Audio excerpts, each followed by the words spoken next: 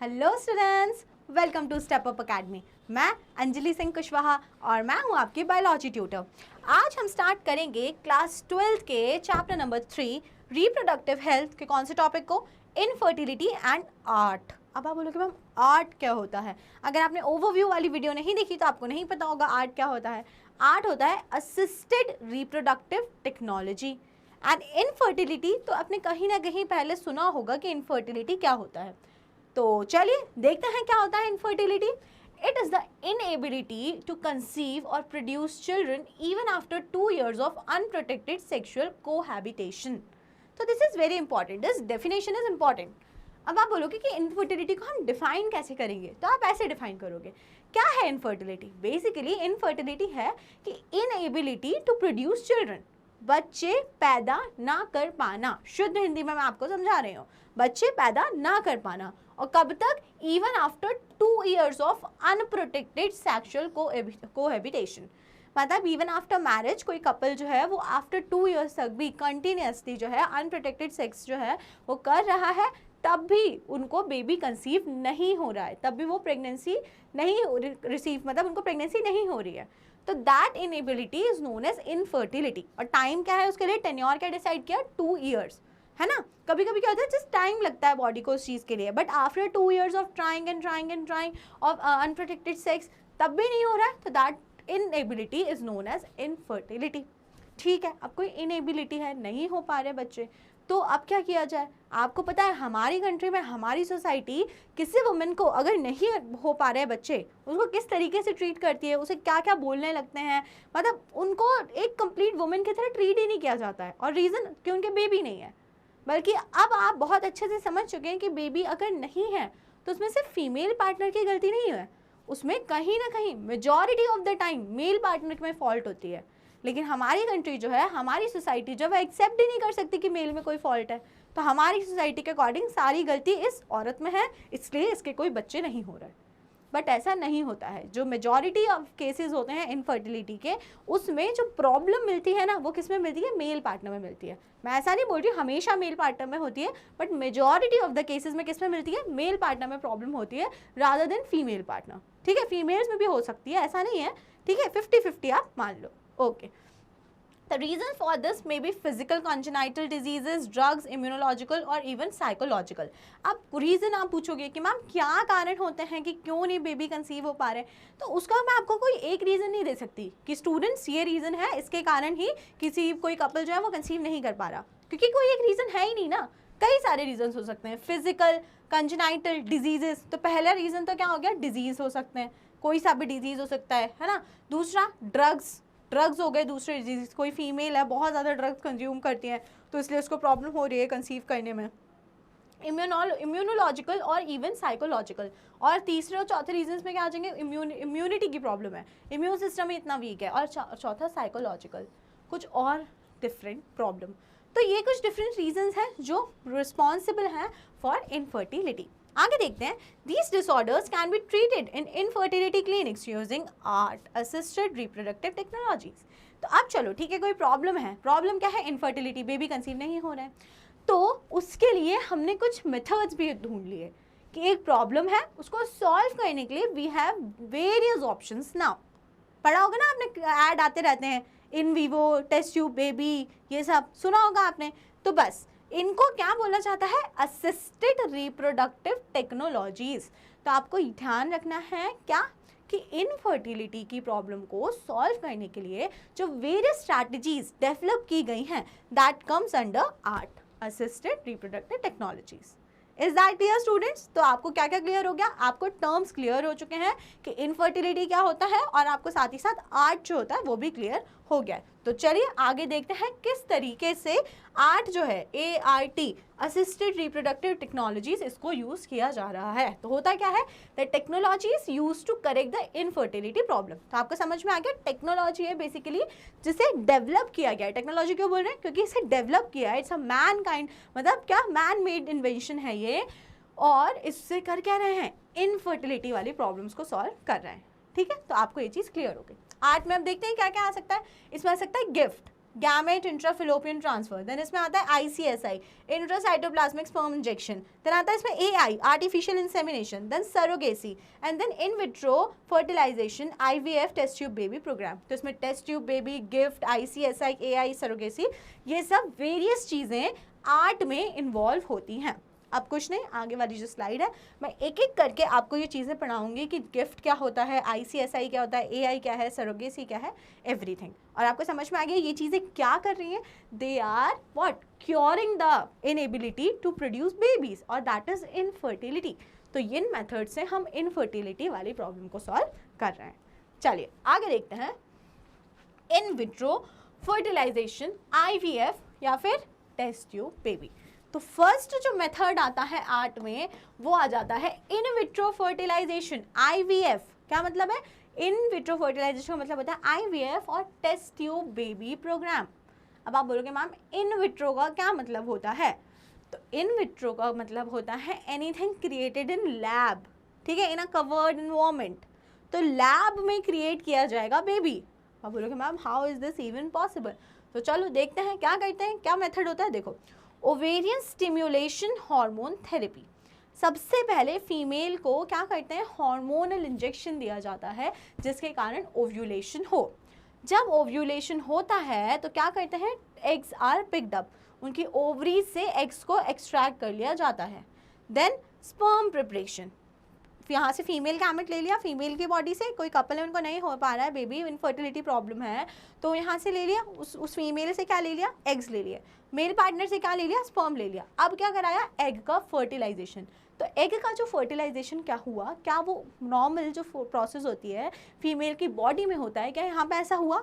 No, यहाँ पे जो फर्टिलाइजेशन हुआ it occurs in a test tube और in lab, that is in vitro, okay, outside body. तो बस उसको हमने क्या कराया, फर्टिलाइज कराया, और फर्टिलाइज कराने के बाद हमने एम्ब्रियो को डेवलपमेंट कराया। अब जब जाइगोट का डेवलपमेंट हो गया तो जाइगोट से 2 सेल या 8 स्टेज में जाइगोट को इम्प्लांट कर देते हैं, ठीक है। जाइगोट को वापस से इंजेक्शन के थ्रू, कैन्युला के थ्रू इंसर्ट कर देते हैं, एम्ब्रियो को अंदर यूट्रस में ट्रांसफर कर देते हैं। ओके, आगे बात समझ। तो देखो, इन विट्रो या IVF टेस्ट ट्यूब बेबी किस वाली प्रॉब्लम के लिए हो गया? ये उन वाले कपल्स के लिए हो गया जिनमें क्या प्रॉब्लम हो रही है, जिनमें फर्टिलाइजेशन नहीं हो पा रहा है। मतलब कौन से वाले, कहीं ना कहीं एम्प्यूला वाले रीजन में कोई प्रॉब्लम है जिस कारण से फर्टिलाइजेशन नहीं हो पा रहा है। तो इसलिए फर्टिलाइजेशन को लैब में करवा के वापस से मदर की बॉडी में एम्ब्रियो को पुट कर दे रहे हैं। अब क्या होता है, इन दिस मेथड ओवा फ्रॉम द वाइफ और any donor and sperm from the husband or any donor are collected and are induced to form zygote। तो अब देखो, कभी कभी एक तो कंडीशन क्या हो गई कि दोनों वाइफ और हस्बैंड जो है वो नॉर्मल है, लेकिन उनके जो गैमेट्स हैं वो फ्यूज नहीं हो पा रहे थे फीमेल की बॉडी में, फर्टिलाइज नहीं हो पा रहे थे, तो इसलिए उनको बाहर फर्टिलाइज करा के फीमेल की बॉडी में ट्रांसफर कर दिया। एक दिक्कत तो ये सॉल्व हो गई। दूसरा वाला जो प्रॉब्लम था, हो सकता है कि जो फीमेल है उसके एग इतने ज़्यादा डेवलप्ड ही नहीं है कि वो फर्टिलाइज हो पाए। तो अब ऐसे केसेस में हमें किसकी जरूरत पड़ जाती है, डोनर की, सूटेबल डोनर। या वाइस वर्सा की जो हस्बैंड है उसके स्पर्म काउंट ठीक नहीं है या उसके स्पर्म्स इतने हेल्दी है ही नहीं कि वो जाके एग को फर्टिलाइज कर पाए, तो ऐसे केस में भी हम डोनर को यूज़ कर सकते हैं। आगे बात समझ में, तो उनको यूज़ करा जाता है दोनों के गैमेट्स को, ova from female and what, sperm from male, दोनों को फर्टिलाइज कराते हैं, जाइगोट बनवाते हैं under the simulated condition in the laboratory. तो एक बहुत ही प्रोटेक्टेड स्टेराइल एनवायरनमेंट में जाइगोट को डेवलप कराया जाता है। This is followed by embryo transfer, ET। तो अब यहाँ पे अभी क्या हुआ, आपने सीखा IVF क्या होता है, क्या सीखा आपने, IVF, in vitro fertilization, that is test tube baby. Test tube क्यों बोलते हैं, बिकॉज टेस्ट ट्यूब के अंदर फर्टिलाइजेशन करवाया जा रहा है, जाइगोट बनवाया जा रहा है, it is known as, that's why it is known as test tube baby. अब क्या होगा, जाइगोट बन के रेडी हो गया, ठीक है, उसमें फर्दर डेवलपमेंट हुआ तो अब हम उसको एम्ब्रियो बोलने लगेंगे। अब क्या करेंगे, इस एम्ब्रियो को वापस से जो मदर है उसकी बॉडी में ट्रांसफर कर देंगे। बस फर्टिलाइजेशन हमने बाहर कराया है, बाकी अब जो इम्प्लांटेशन है, गेस्टेशन पीरियड है पूरा, वो फीमेल की बॉडी में होगा। तो अब ये जो प्रोसेस होती है जिससे इस एम्ब्रियो को फीमेल में वापस से डाल दिया जाएगा, इसको क्या बोलते हैं, एम्ब्रियो ट्रांसफर। क्या बोलते हैं इसको हम लोग, एम्ब्रियो ट्रांसफर। अब there are 2 types of embryo transfer. कितने टाइप होते हैं, 2। पहला क्या होता है, जाइगोट इंट्राफेलोपियन ट्रांसफर, जिफ्ट। क्या होता है, जाइगोट इंट्रा फेलोपियन ट्रांसफर, और दूसरा क्या होता है IUT, इंट्रा यूटराइन ट्रांसफर। देखो बहुत इजी है, आपको पता है दोनों में कर क्या रहे हैं, एम्ब्रियो को ट्रांसफर कर रहे हैं किससे, एक टेस्ट ट्यूब से मदर की बॉडी में। प्रोसेस आपको क्लियर है क्या हो रहा है, ठीक है। लेकिन जिफ्ट में और IUT में डिफरेंस क्या है, जिफ्ट में जो ट्रांसफर होता है वो करते हैं किसमें, फेलोपियन ट्यूब में।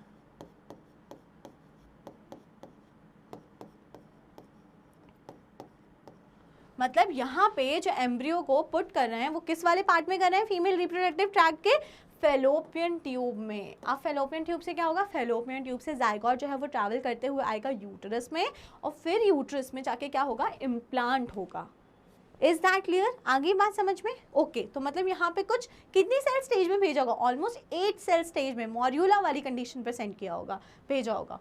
और यहाँ पे अगर हम बात करें इंट्रा यूटराइन ट्रांसफर, तो यहाँ पे क्या कर रहे हैं, डायरेक्ट जो ट्रांसफर है वो कराया जा रहा है यूटरस में। काय में कराया जा रहा है, यूटरस में। तो अब जब यूटरस में डायरेक्ट है तो कौन सी वाली कंडीशन में भेजा होगा, ब्लास्टोसिस्ट वाली स्टेज पे, ताकि वो सीधे जाके यूटरस में इम्प्लांट हो जाए। तो ब्लास्टोसिस्ट वाली स्टेज तक डेवलप करा के अगर भेजेंगे तो इंट्रा यूट्राइन ट्रांसफर करवाया जाएगा, उसको यूटरस में पुट करेंगे ताकि डायरेक्ट उसका इम्प्लांटेशन हो जाए। अगर अभी जाइगोट वाली कंडीशन ही है लेकिन वो मॉड्यूला वाली कंडीशन है, अभी पूरा ब्लास्टोसिस्ट नहीं बना है, तो हम उसको क्या करेंगे, हम उसको पुट करेंगे फेलोपियन ट्यूब में, जिस मेथड को क्या बोला जाता है, zygote intra fallopian transfer method.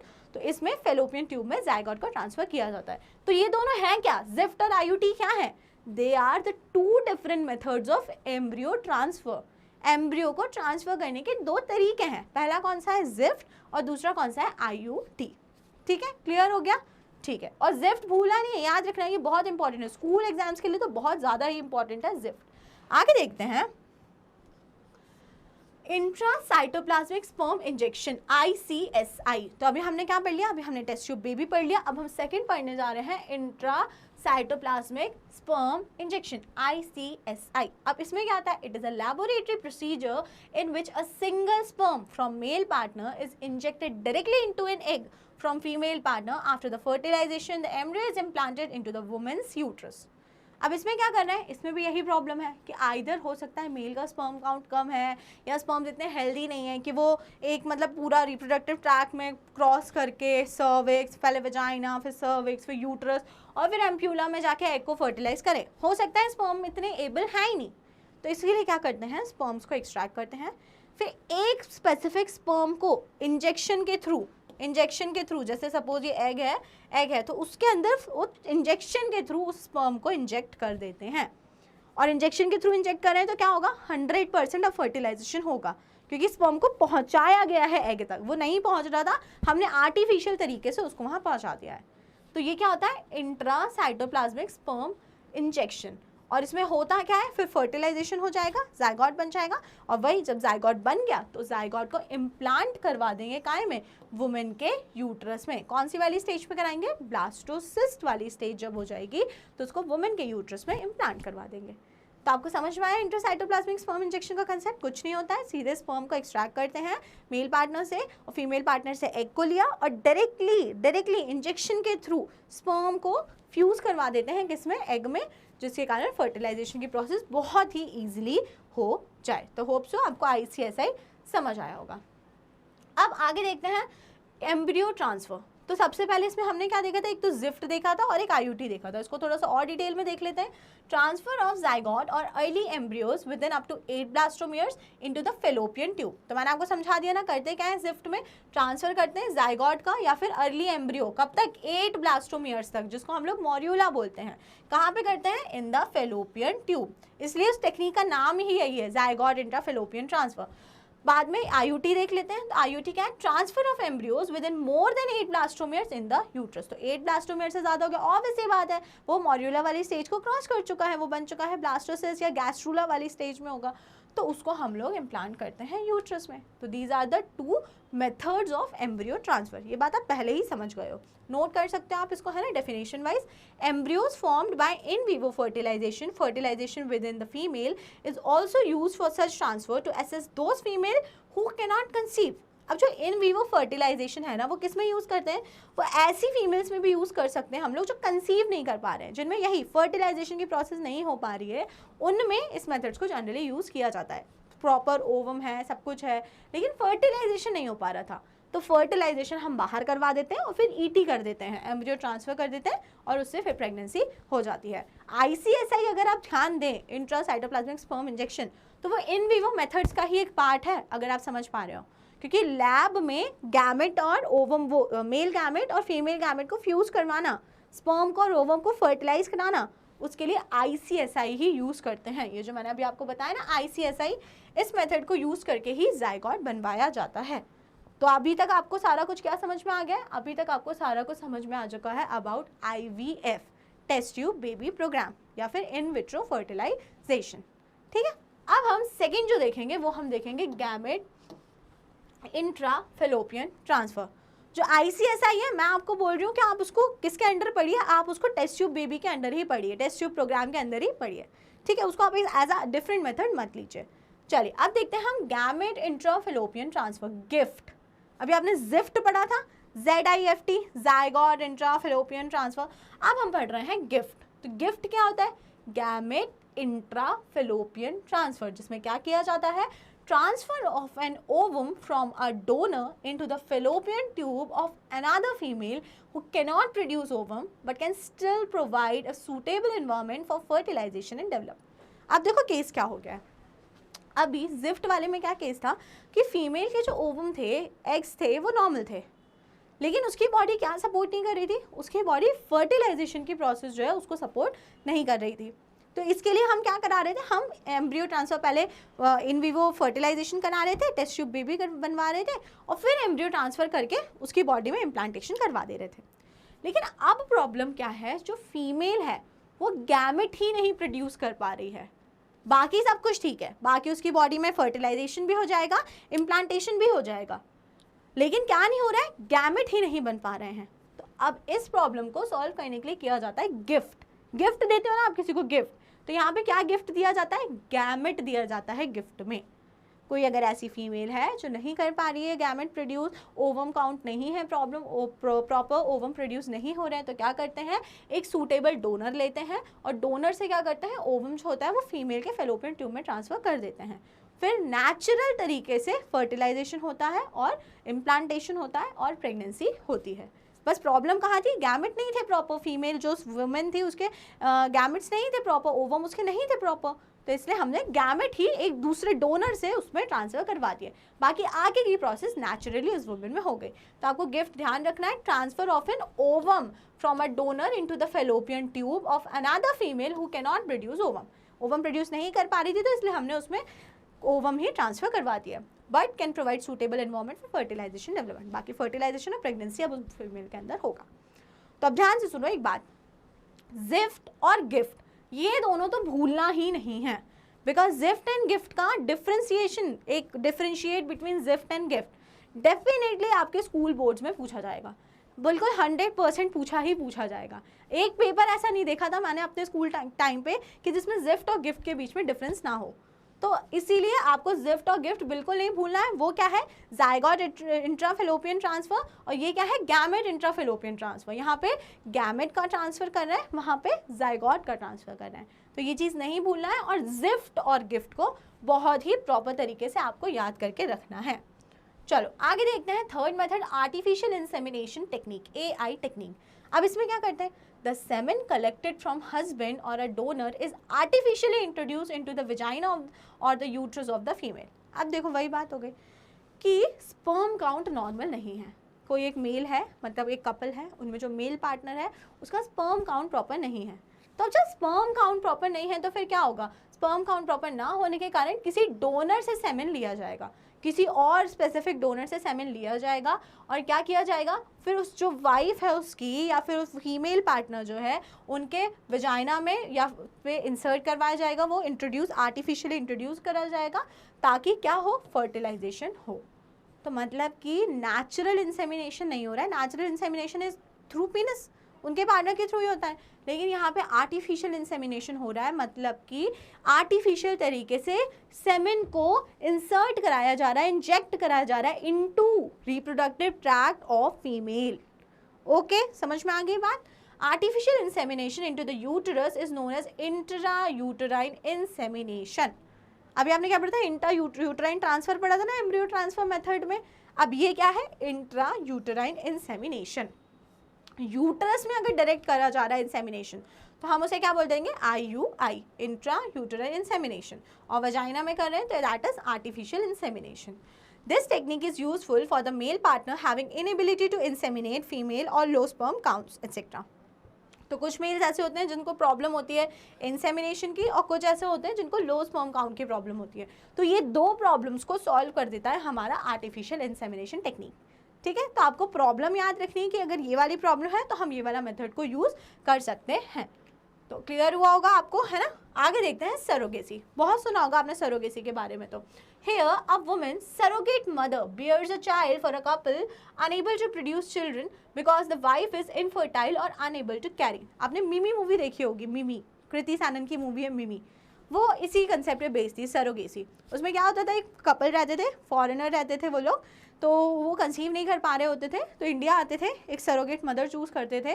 तो सरोगेट मदर की कंडीशन क्या होती है, सरोगेट मदर की कंडीशन ये होती है कि वो मदर कभी भी इंटरकोर्स या क्वार्टर्स की प्रोसेस में गई ही नहीं। मेल पार्टनर मतलब उनका जो बेबी है उसको बाहर लैब में क्रिएट किया गया, ठीक है, जाइगोट बनवाया, वहाँ तक जो टेस्ट ट्यूब बेबी वाली कंडीशन थी वो थी। लेकिन अब की बार जो इम्प्लांटेशन किया, जिस मदर की बॉडी में जो ट्रांसफ़र करी, वो एक्चुअल मदर नहीं थी, वो एक सरोगेट मदर थी, एक दूसरी वुमेन थी जिसकी सिर्फ यूट्रस को यूज़ करा गया है। बाकी ना ओवम उसका है, ना स्पर्म उसको, ना उसका है, मतलब स्पर्म उसके पार्टनर का नहीं है। कोई एक सेपरेट अलग ही थर्ड वुमेन है जिसके सिर्फ यूट्रस को यूज़ करा गया to implant a baby and for the gestation period. सिर्फ 9 मंथ्स के लिए उसकी यूट्रस को यूज़ किया गया ताकि बेबी डेवलप हो पाए। वंस बेबी इज़ बॉर्न वो उसके बायोलॉजिकल मदर एंड फादर को दे दिया जाता है। तो उसमें यही बताया ना, बेबी वो करवा देते हैं एंड फिर वो भाग जाते हैं, तो फिर कृति सैनन जो होती है वो उस बेबी का ख्याल रखती है। देखी होगी आप सभी ने मिमी मूवी, नहीं देखी तो देखिएगा ज़रूर, है ना। तो आपको सरोगेसी का कंसेप्ट उस मूवी से बहुत अच्छे से क्लियर हो जाएगा। Here a women surrogate mother, तो कृति सैनन क्या थी उस मूवी में, सरोगेट मदर थी। Bears a child for a couple unable to produce children because the wife is infertile or unable to carry। तो या तो एक कंडीशन ये हो सकती है जो फीमेल है तो एक कपल में वो फीमेल अनफर्टाइल है, या तो ये प्रॉब्लम है कि उसकी यूट्रस जो है वो बेबी को बियर ही नहीं कर पा रही है। तो जो सेकेंड वाली कंडीशन होती है, यूट्रस बेबी को बियर नहीं कर पा रही, उस कंडीशन में क्या करते हैं, फीमेल पार्टनर से ओवा ले लिए, मेल पार्टनर से स्पर्म ले लिए, दोनों को फ्यूज़ कराया और एक थर्ड वुमेन सरोगेट मदर के यूट्रस में उसको इम्प्लांट करवा दिया। अब बेबी डेवलप होगा, फिर बर्थ होगा और उनके पेरेंट्स को दे दिया जाएगा। The surrogate is impregnated with through artificial insemination or implantation of an embryo produced by IVF। तो यही बताया ना कि भाई IVF मेथड के थ्रू लैब में प्रोड्यूस किया जाएगा जाइगोट, और वही जाइगोट जो है फिर वो पुट कर दिया जाएगा सरोगेट मदर की बॉडी में, और इस तरीके से प्रेगनेंसी को सक्सेसफुल करवाया जाएगा। ये वाला डायग्राम जो है ना, it's a good representation. Couple है, ठीक है, जो जाइगोट क्रिएट होगा वो इनके गैमेट्स को यूज़ करके ही होगा, तो बायोलॉजिकल मदर फादर यही है, बस यूट्रस इस वाली वुमेन की यूज़ करी जाएगी which is known as, who is known as surrogate mother. ठीक है, चलिए आगे देखते हैं प्रॉब्लम्स ऑफ आर्ट। अब ठीक है, आर्टिफिशियल असिस्टेड रिप्रोडक्टिव टेक्नोलॉजीज़ हैं, कुछ तो प्रॉब्लम्स होंगी, इनकी भी प्रॉब्लम डील कर रही है बहुत बड़ी इनफर्टिलिटी वाली, लेकिन क्या प्रॉब्लम है, it requires high precision handling by specialised professionals and expensive instrumentation, therefore these facilities are available only in very few centres. अब देखो ये जो है ना बहुत ही हाई फाई टेक्निक्स हैं, ऐसे कोई बहुत ही मॉडरेट या मीडियम ऐसे नहीं कि टेक्निक्स हैं, हाँ ऐसे लुल्लू पुच्चू सी किसी ने भी आया, कोई भी मेडिकल प्रैक्टिशनर आया उसने कर डाला। बहुत ही हाई प्रिसीजन के साथ और हाई एक्यूरेसी के साथ ये चीज़ें करनी चाहिए।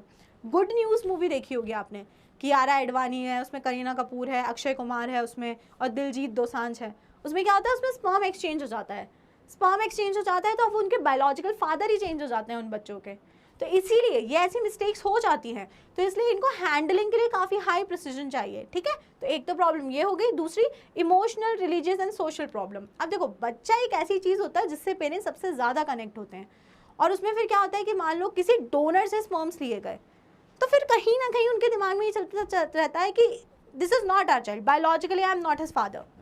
तो वो वाला फैक्टर एक होता है कि वो एक होता है ना हमारा खून, दैट ब्लड, कि हमारा ही ब्लड कंटिन्यूएशन में जाए, हम अपने बच्चे को पैदा करें। तो कहीं ना कहीं इसीलिए ये मेथड्स अडॉप्ट करने से लोग डरते हैं और फेलियर भी हैं। ये ऐसा नहीं कि दीज मेथड्स आर 100% सक्सेसफुल, इनके फेलियर भी देखे गए हैं, काफ़ी बार फेल हुए हैं ये मेथड्स। तो इसमें बहुत ज़्यादा एक्सपेंसिव होते हैं, कॉस्टली होते हैं। अब किसी ने जैसे तैसे करके करा और सपोज फेल हो गया तो बहुत ज़्यादा फाइनेंशियली डिस्टर्बिंग हो जाएगा ना उस कपल के लिए। तो इसके लिए ये प्रॉब्लम्स हैं रिलेटेड टू आर्ट। बाकी चलो ठीक है, इनफर्टिलिटी भी है, आर्ट भी नहीं करवाना, तो अब थर्ड मेथड क्या रह गया? अडॉप्शन। कैसा adoption? Legal adoption. Legal adoption is one of the best methods for couples looking for parenthood. ठीक है, आपको प्रॉब्लम है, इनफर्टिलिटी प्रॉब्लम है आपके केस में, आप नहीं कंसीव कर पा रहे, कोई बात नहीं, आर्ट करवा लीजिए। नहीं है आपके पास बजट, फाइनेंशियल प्रॉब्लम्स हैं, ठीक है कोई बात नहीं, आप अडॉप्ट कीजिए ना। कितने बच्चे ऐसे हैं हमारी कंट्री में, तो बहुत ही ज़्यादा, बेचारे जो अनाथ हैं, जिनको देखने वाला कोई नहीं है। तो आपको अगर पेरेंटहुड का शौक है, ठीक है, आप सजेस्ट कर सकते हैं आप लोगों को कि आपको पेरेंट बनना है और आप चाहते हैं कि बच्चा हो आपके पास, तो आप किसी ऐसे को अडॉप्ट कर लो ना, उसकी भी हेल्प हो जाएगी और आप भी पेरेंट बन जाओगे। तो मतलब ये ईजी है, ठीक है ना। तो adoption is a very good method of infertility. और अगर आपको आर्ट नहीं करवाना है, बाकी ऑप्शंस हैं, नहीं करवाना, तो legal adoption is a one such cure. ठीक है, so that is all for today students. अगर आपको कोई भी डाउट है तो आप अपने डाउट्स को कमेंट सेक्शन में मेंशन कर सकते हैं। बाकी वीडियो पसंद आई हो तो वीडियो को करिएगा like and step Up academy को कर लीजिएगा subscribe. Thank you and keep watching.